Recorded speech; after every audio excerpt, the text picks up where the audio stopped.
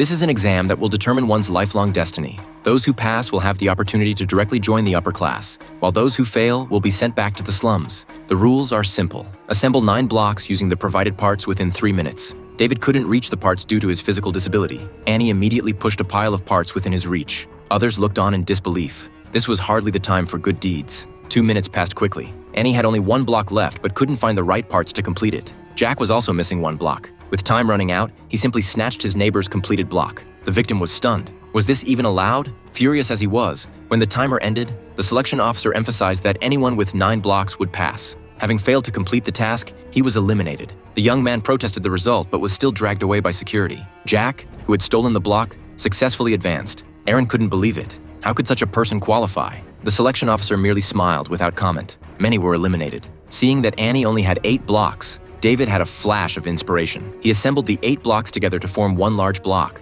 She looked puzzled. David passed for completing the task. Next, the interviewer discovered that 8 small blocks plus 1 large block equaled exactly 9 blocks. This creative thinking was brilliant. Annie also passed. She breathed a sigh of relief and looked gratefully to the side. After counting Amy's blocks, the interviewer watched as she pulled out 2 more from her hand. 11 in total. Clearly, 2 people had been eliminated because they lacked the parts for these 2 blocks. The selection officer was even more pleased. This year's candidates were full of surprises. At lunchtime, the candidates had never seen such a dazzling array of food. They used to eat tree roots and bark, sometimes only 2 meals in 3 days. Now they could instantly enjoy such delicacies. Annie was deeply grateful for David's help, though he had also helped her before. While everyone was enjoying their meal, Jack, the block thief, entered the cafeteria. All attention shifted to him. Why could someone so unscrupulous pass the selection? He didn't care. In fact, he complained that their murmuring wasn't loud enough. He greatly admired how everyone here was so fair and just. Since they loved standing up for justice so much, why hadn't anyone helped when he stole the block? Why hadn't anyone spoken up for the victim?